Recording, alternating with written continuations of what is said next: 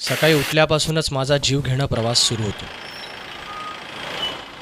बसमध्ये लटकून प्रवास करताना भीती वाटते हात निसटण्याची.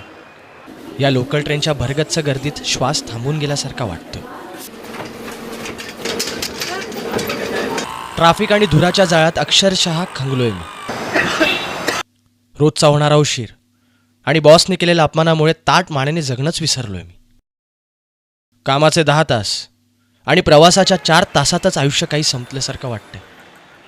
पुन्हा तेच ट्रॅफिक, तीच गर्दी, त्याच खचून भरलेल्या ट्रेन्स, पुन्हा तोच जीव घेणा परतीचा प्रवास. मग मी जगायचं तरी कधी? किती दिवस सहन करायची ही घुसमट?